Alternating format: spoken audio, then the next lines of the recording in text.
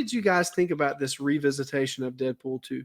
It was hilarious, dude. The prison scene when Josh Brolin's like, "Who are you?" He's like, "I'm Batman." That tickled me so much again watching that movie. So out of left field and so hilarious. Like everything about the humor and the little jokes that are in this film, brilliant, man. It absolutely is. Why are you so dark? Are you from DC? It's like it just makes so much sense at the time because that was during Superman versus Batman, or Roughly in what that was era, that? yep. A couple years after. Yeah, so So pretty much right there in it. Well, that DC's dark in general. Yeah. supposed to be Batman. Yeah. I love Batman. But the action sequences were really, really good. Like way better than I remember. 100%. Like, I think just the clever, of course, just the wittiness is always going to be anything that's witty. I'm all for, and it's Ryan Reynolds, so he's the master of witty. With Colossus and Juggernaut fighting, he's like, "Get ready for big CGI fight," but it still looks good. Colossus's CGI was a big improvement, in my opinion, from the first film to this film.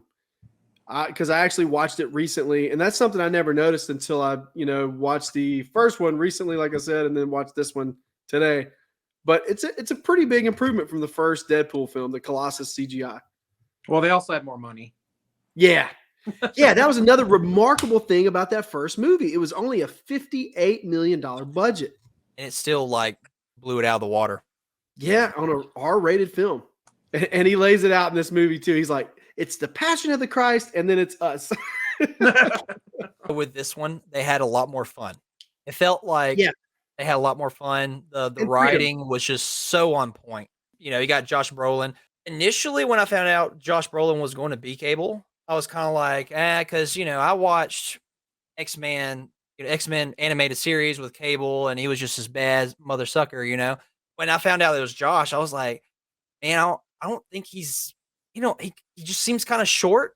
And they made a plug in the movie that he's much shorter, and I was like, they get it. What's his name? I can't think of his name. All I can think of is Ike from Tombstone. But that actor, he was the bad guy in Avatar. No, you're getting those guys confused. That was so in Tombstone. You're thinking of Sam Elliott. And no, Avatar. No, I'm talking about Ike that wanted to throw down. It's like law dog, da da da da. Oh, is that Ike? That's Ike from. I found this out from Avatar. He's just older. Like Don't Breathe. Fact. That actor, the same dude. So the same guy from the Tombstone movie, Ike, the one that was always talking crap and Ike Canton, whatever his name is. Wow. Okay, I didn't know that. Like the same dude from Don't Breathe, Avatar. I thought he would have been a fantastic Cable. When I watched, hot take, I'm not a big Avatar fan. I thought that he would have been good because somebody showed him. They were like, "Hey, this is my fan cast," and I was like, "Oh my gosh, this dude looks bad, man." But that's interesting though. But yeah, that was everyone was kind of fan casting him to be Cable before this film came out. Stephen Lang. I don't know if you can see him, but wait. Yeah. He would have been a monster. It's just one of the things. I thought he was cool. I was like, oh man, if he was Cable, sweet.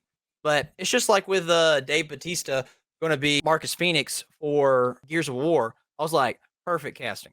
Yeah. It's just you got to have that look. You know what I'm saying? I have no complaints with Josh.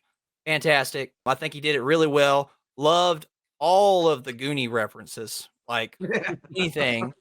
I watched Goonies probably a million times as a kid. There is a section. It's when they're in the basement by the fireplace. Sean Astin says, "Don't do that, Josh," or something, because that's his real name. And it was like they left it in. His name wasn't Josh; it was Bran in the movie. I love that it was it wasn't subtle, but it was subtle when Deadpool was like, "Zip it, Thanos," and then they chorus "One Eye Willie," and then he had a chunk shirt on, like Hawaiian shirt. I definitely appreciated all of the little quips towards Goonies. Believe it or not, guys, I have never seen the Goonies, and I know that's awful. I knew that was going to get a reaction out of Dustin. Hey, I feel like I don't know Dustin, but judging by all those movies, I feel like he's ashamed of you. He probably is. He has Hell yeah, man. so many movies. So many movies. That hurts my soul. I don't know that I have. You might be the first person I know that has not seen the Goonies. Yeah, it's just one of those movies that I never saw, and I just never got around to watching it later in life. But it's still so good. I'll watch it again. and it's so good. You need to It watch holds it. up. Hey, I was gonna say, because there's a lot of films that I never saw when I was younger, but like Top Gun, for instance, the first Top Gun. But I went back and watched it like 6, 7 years ago, and I was really not impressed. So it's not gonna be. I wasn't. I'm hey, sorry. I'm right there with you. I wasn't big on Top Gun. I mean, but I'm sure that if I would have watched that when I was a kid, it would have been a different story. You know what I'm saying? Just like some movies now, like Moonraker, I loved when I was a kid growing up, but I'm sure that if I tried to watch that now, it would be highly cheesy and just, you know what I'm saying, like cringy in some parts, and it just wouldn't be the same experience for me as opposed to me watching as a kid. So some films like that, you know, they're just like that. You definitely hit it on the head. I think Dustin said it. It was like, you know, it holds up. It's very rare to see a movie, to see one of your childhood favorites, and then 20 years later, I think I see Batteries Not Included above Dustin. And let me tell you something, fantastic film, very depressing. But you watch that movie and you're just like, oh my gosh, how did they make this movie? Hey, do you know what I'm talking about, Jonathan? Have you watched that movie, Jonathan? Nope, Okay, never seen okay. that. It's Aliens. Goonies, for your homework tonight, watch it. I think that what Deadpool does so well is balancing the seriousness with the goofiness. And in a way, it's what grounds these films more so than I don't know, Thor Love and Thunder or an Ant-Man 1, which movies, when I think of the first Ant-Man, it's still a good movie. Don't get me wrong. I still enjoy the film, but it's so silly to the point where it's almost like silly to a fault because they don't really know when to stop joking for a moment. But in these Deadpool films, you know, they always balance things out so nicely. The love interest is a really great way for them to balance the goofiness out with. And, you know, they always have the serious, stern character to Deadpool's character, like the Colossus and the Cable. Once again, they have that blueprint here for this film. I said that about the first one, but I think it does it really well. And I think that's kind of what grounds it a little bit more. It makes it not so much to take in when it comes to the goofiness and the humor. From the first one, I mean, it was hardcore about his love interest at the very Yeah. beginning. And then with the second one, you're watching it, and then of course, naturally, spoiler alert, she does die, you know, and then you're just like, we watched that in theaters. We're like, I remember Claire, we watched it. She was just like, oh my gosh, I don't know if I'm gonna like this movie later, you know, because she loved her so much and their relationship between them. Oh my gosh. They had very good chemistry, you know? Yeah. And they went well with each other. And of course, Deadpool being like, this is a family movie. Or he says family is a real F word. And it's like, it's classic. Touching back on the humor of these movies, it's not forced humor, if that makes sense. It just flows. Yes. Okay, like Thor Love and Thunder. All that humor is forced. Like it's literally forced upon us. We don't want it, right? That says a lot to Ryan Reynolds in his acting and the writing and things like that. And the love story in these Deadpool movies seems real. You know what I mean? Like it's genuinely depressing and sad and happy and able to combine all those elements and do it well. Well, it's like when you first meet Cable. Honestly, I didn't catch it the first time, but when his wife and daughter are dead on the ground, I really didn't notice it the first time. Like I didn't notice there was two burnt skeletons, like, you know, bodies right there. I just thought that there was a burnt teddy bear. I thought they were like ash. But then watching the movie again, I was like, oh my gosh, there's two dead bodies right here, you know? And I was like, golly, that's messed up. And that's why, like, at the end of the film, Deadpool's like, hey, what's up with the bear, you know? And then he's like, it's smeared with the blood of my dead daughter. And he's like, okay. I feel It is such an now. awkward moment, too. He just tries to change the subject or something, like talking about how he has high blood pressure. It's like Dustin said, it's just the flow of the writing and it's just something that we just don't see too often because, and I think that's the difference between like why I love Deadpool so much is because with Marvel, they just try too hard to hit that. Like, well, nowadays they just try to hit that. Oh, gotta force that laugh to get it out of you. Yeah. In some ways, in some films, yes. And dare I say, I hate to say this, but most of their films, yes, it does feel a lot more forced. And also something I've noticed, even in the Downey Jr. days, it seems like the actors never really take things super seriously. You know, it's like they turn in a different type of performance. Have you guys ever gotten that from any modern or older MCU films? I think the reason why I like Infinity War so much is because it was actually kind of serious. It was about Thanos, and I mean, of course, Josh Brolin played Thanos, who was probably without a doubt my favorite villain because he was just a very strong actor for that position. With Thanos, I mean, there's no humor. He's a mad titan. There's nothing funny about him, about his mission, what he's trying to do. Infinity War was without a doubt. It didn't have as many jokes, but when it did, it was just like, they're trying to make it. I mean, honestly, I don't even remember any jokes in that one. Y'all? Well, I mean, the Hulk and Banner kind of have a little thing. Yeah. See, that's why I really like Civil War, because it also was. I mean, that ending scene where Tony's like, he killed my mom. Yeah, I just like lose it. You know what I mean? Yeah, like, man, hurts your heart. That was a performance from RDJ in the MCU that was top notch in that film, and also in the first Iron Man film. But it seems like somewhere along the way he got a little complacent. I'm not trying to talk crap about RDJ. I think he's a great actor, very talented, but he did, in my opinion, when you get to movies like Age of Ultron, it feels like he's just kind of there for the paycheck sometimes. I think he was the main one making the jokes in Infinity War, but it made sense because he called what's his name, old Squidward. He called him Squidward, and that was hilarious. But it seemed like, okay, we're getting like a couple little jokes because he's Iron Man.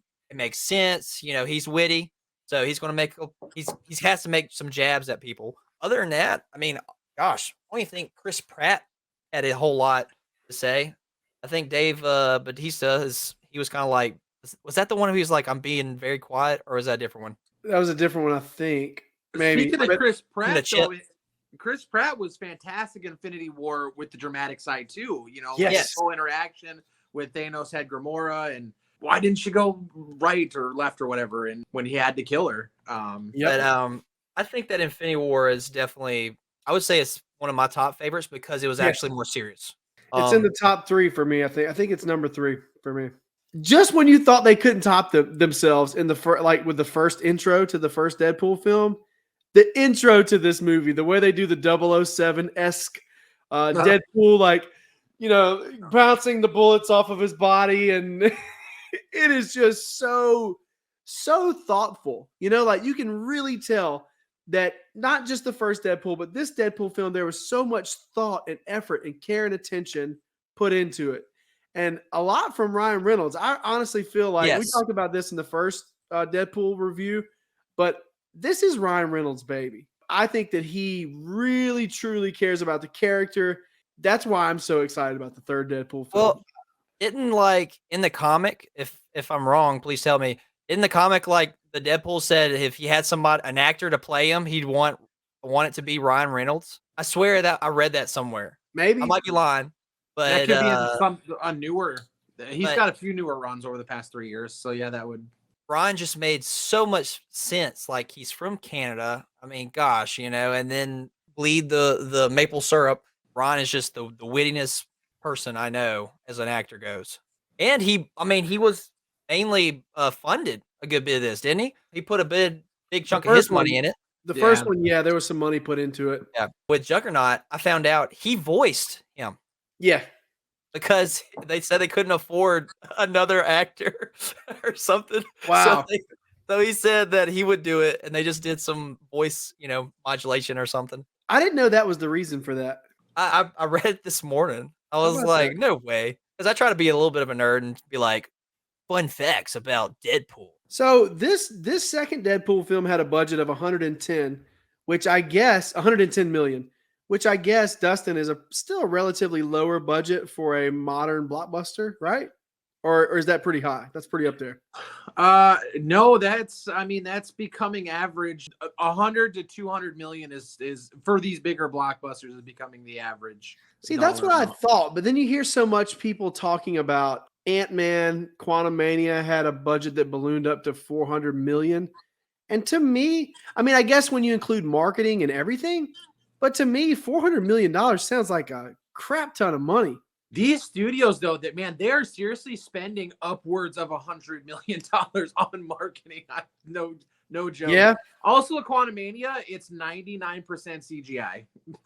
Yeah. So that costs more money. The actors you have in it's not cheap to just grab Bill Murray or bring back a lot of these famous actors. Like, you have Michael Douglas, Michelle Pfeiffer.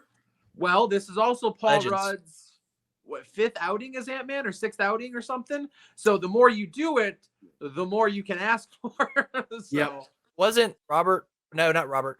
Yeah, or was it Hugh that had like the most cameos or as on screen and had like the most money? Most. I think Hugh Jackman had the most appearances. Maybe that might have been recently broken by RDJ, but I think he was up to like 7 or 8. Hugh Jackman, which he's going to be in Deadpool 3. Oh my gosh, I'm so excited. I feel like Hugh Jackman was almost in every Fox X-Men movie because he even had the little cameo in First Class. Yep, and he was Days of Future Past. Which was fantastic. He was also in Apocalypse. He made a little cameo when he was in the Weapon X program, and he had the thing on his head. So yeah, he was almost in every single one of those, with the exception of he wasn't in the Dark Phoenix or the Phoenix. Oh yeah, we don't have to count that one. It's fine. The New Mutants of Dark Phoenix we don't talk about. Yeah, that's exactly right. Speaking of like money, of course, Brad Pitt. I love me some Brad Pitt. He made his short cameo in the movie as the Vanisher, and I found out he was supposed to play Cable. Really? But due to scheduling conflicts, he didn't do it, and they wanted him to come back for a cameo, and it was like, oh yeah, I'll do it for a cup of coffee, and Ryan Reynolds has to bring it to me. Wow, that was it. I don't know that I would have liked Brad Pitt as Cable. I don't think I would have either. Honestly, as much as I love Brad Pitt and everything he's done, he just doesn't fit it. He does like maybe honestly, maybe in his younger days, but I know Cable's an older man, but I don't know. I just didn't see him as that because I've seen Josh as a, gruff action person.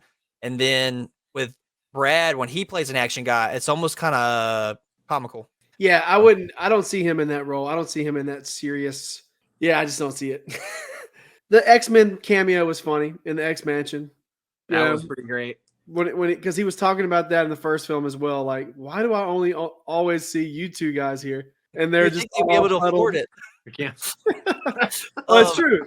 But I mean, like, it's so funny how they threw that in there. I thought that was a very clever cameo to have.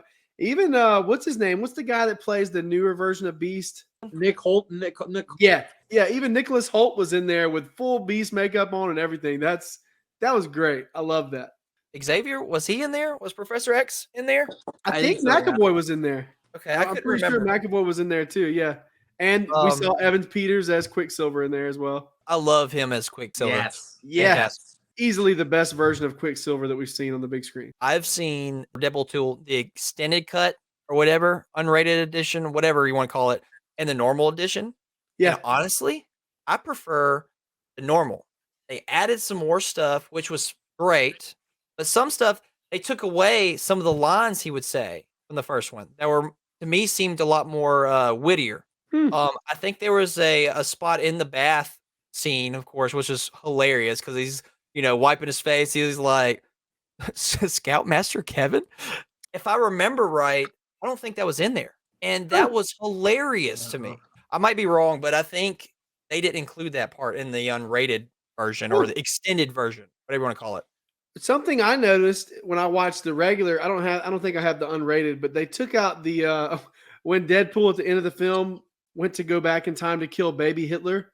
Yes, that was part of the unrated version or whatever you want to call it. Okay. But yeah, that I guess that imagery, like, I mean, it's not like they show him killing a baby or anything, but even if it is baby Hitler, that is still kind of like, yeah, those post-credit scenes are probably some of my favorite all-time post-credit scenes ever put on film. The Green Lantern one. Yeah, that was fantastic. And of course, him like double, triple, quadruple tapping himself against Wolverine. He's like, love you. Yeah. Just think how all these people that were in the movie, like Terry Crews was in there, X-Force, even like Domino. I was very fascinated with her character because how is being lucky a superpower? And it's also not very cinematic. It did worse. It did worse. Yeah, absolutely. I'm just like, that's kind of the joke that Ryan Reynolds made in the film. But yeah, it was great, man. X-Force was hilarious. The fact that they really had you as an audience member thinking that, this whole team was getting built up, even Peter and Zeitgeist and Shatterstar. Shatterstar is a pretty big name character from the comics. And the fact that they brought all these actors in just to kill them off. And Brad Pitt as the Vanisher was the cherry on top at the end. I mean, it was just that whole scene was just so great. I think the shock factor was very strong in this movie compared to the first one. Just like with Juggernaut, when he's just like, oh, Juggernaut, and he's like, you coming at me with malicious intent or something. Yeah, it's just I'm gonna rip you in half now, and it's like, and then he does. Happened? That was he actually does. Yeah, it was a lot of oh my gosh in this movie. Even other R-rated superhero films that you would just never see, and anything else other than Deadpool. And that's something that's really cool about it. It works. Yeah, absolutely. This character and these movies have left their mark for sure on as far as superhero movie films go. I just cannot wait to see what they're going to do, like under the MCU banner with Hugh Jackman coming back to play Wolverine. Something I never thought I would say, something I never thought I would see. And it's happening, and it's just going to be the absolute most hilarious thing ever, because that's something else. We talked about that earlier. He always has that super serious person to play off of. You just know that Hugh Jackman, and seeing that pairing is just going to be gold. I think I have the most expectations, like the highest of expectations for this movie. And I don't have that very often because I'm just so desensitized to Marvel and DC, any comic book movie now. So that one's pretty high up on the bar for me. So if Hugh Jackman doesn't like rip him apart the first time he sees him, I'm be very disappointed. Just shred him into pieces. Yeah, that's something the guys on the last episode mentioned. They want to see, Hugh Jackman just hunting Ryan Reynolds as Deadpool for the first 15 minutes of the film. Yeah, it's going to be hilarious to see what they do with that. And that's something that's really interesting to me too. This is a Disney film. And it's going to be rated R, and it's a part of the MCU. That's pretty crazy to me. Because it was very serious when Logan, because that was rated R, wasn't it? Yeah, but it wasn't a part of the MCU. The five X-Men. Still to be, of course, Deadpool. When Deadpool came out, it wasn't R. The first one, I think it was PG-13. No, it was R. It was okay, maybe I'm getting it. For some reason I thought they had a PG-13 version. I don't know. They did. They did. Yeah, they re-released it in theaters, right, Dustin? Yeah, with a PG. Yeah, they brought in Fred Savage. They did all that. Yeah. Yes. See, okay, I thought they had a PG-13 version of it, but which would be stupid because it's Deadpool. How you can't do that. A mark with the mouth.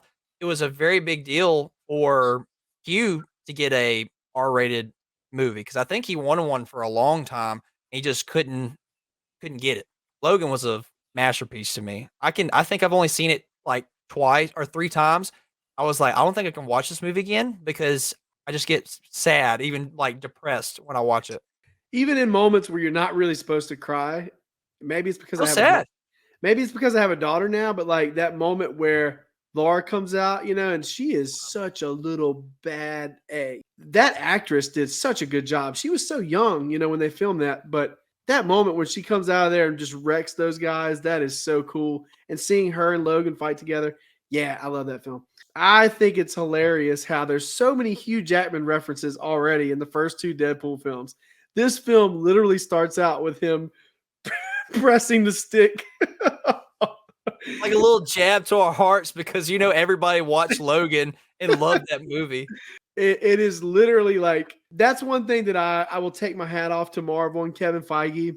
For lack of a better term, they always have their finger on the pulse of the nerds and the comic book movie lovers. They know what we want to see. They knew that we would love to see Tobey Maguire, Andrew Garfield, and Tom Holland all in the same film together. And they know that this is something that we never got, and we never quite got for whatever reason, but it's something that we're all going to love so much.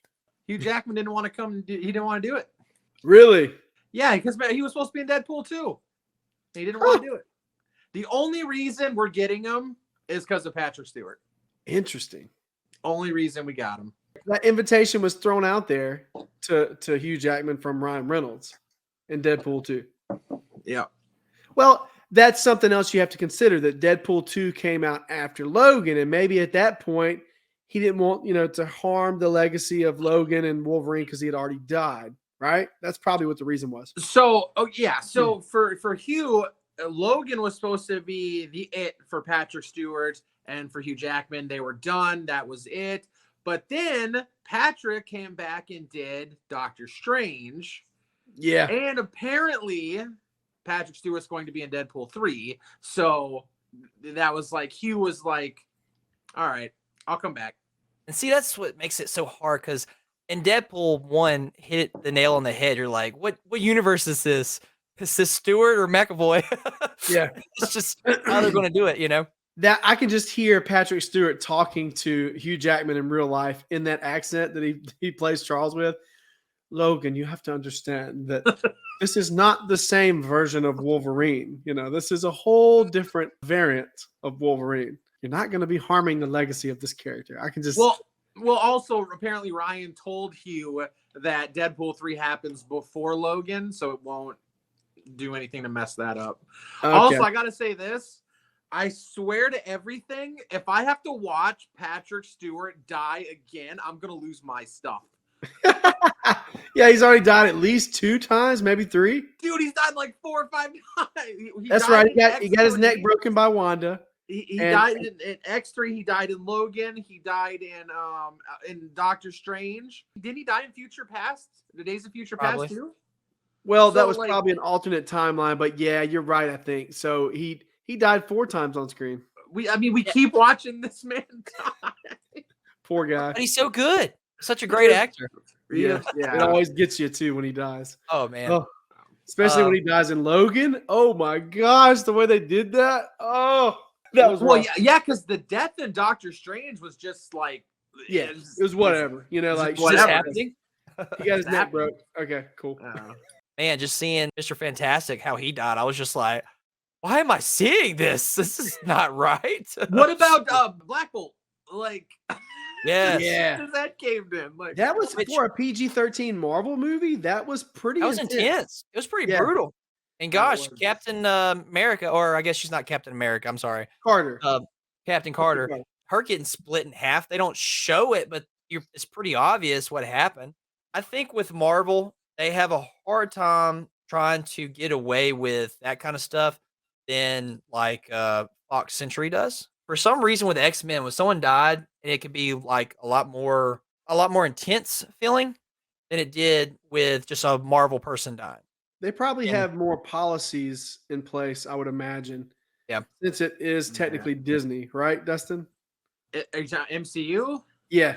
Yeah, well, yeah, MCU's Disney. Yeah, so MCU is going to want to target as much as possible towards kids, and they want kids to be able to watch their films. Whereas with Fox, no. Yeah. They didn't care as much. As long as they got that barely PG-13 rating, they were good. Think about this. Not one single X-Men movie in the Fox universe is for kids. Yeah. They're all so super serious. And I watched it as a kid. Right. Me too. How awesome was that fight between Juggernaut and Colossus at the end? That was cool. It was fantastic. Probably one of the best CGI fights to me. Ever. I don't know. It's just the way the world goes and everything is CGI. You're just kind of like, I can't see anything. I don't know what's going on. It's too dark. You saw everything, and it was awesome. I love them. It almost looked like watching a wrestling match. It was pretty epic, for sure. And I didn't know, because, I mean, I watch these movies. I'm not really big into comic books and all the lore and stuff. I'll look it up and stuff and things like that. But when I found out, like, listening, Juggernaut was like, yeah, I wear this helmet because of my brother. He can't read my mind. And I'm just like, wait. Is he talking about Professor X? Like, what's going on here? I didn't know that. I watched that movie how many years ago? I'm a grown man. I'm not a kid. Yeah, that was a cool little reference. They did a lot of stuff in here to try and fix the timeline, but that Fox timeline was doomed before it began. So many inconsistencies, and they got to a point where they just didn't care about continuity and things like that. But there's still some good films that came from it, I think, overall. Days of Future Past comes to mind. But if you had to rate this film On a scale from 0 to 10, 0 being awful, unwatchable in every way possible, 10 being perfect, where would you have it? I'd give it about an 8. It's not a perfect film, but it's highly enjoyable. It flows. The action sequences and the CGI are fantastic. Yeah, I'd give it an 8. I would say an 8.5. And I would give, me personally, I like it more than Deadpool 1. I know that's usually kind of a, like, whoa, I like Deadpool 1 more than 2, but I actually enjoy 2 more because, like I said, there's a lot more fun, it seemed like. 1 was definitely, it kind of seemed a little bit more serious. I don't know. But I would say Deadpool 1 is an 8, but Deadpool 2 is like 8.5. Interesting. You know, there are some sequels that I'm like that with. I think it's less common than usual, but this film, you know, and maybe I might reevaluate where I have it ranked on the list currently, but it's currently my 22nd favorite comic book movie of all time. It's right underneath the first Wonder Woman. I have it at a 7.5. And I think that, Wait. You like Wonder Woman more than that one? the first Wonder Woman, yeah, I think it's a toss up. It's close, but yeah, that first How Wonder dare Woman, you? That first Wonder Woman's actually pretty fantastic. it is. I mean, you know, it's How dare you?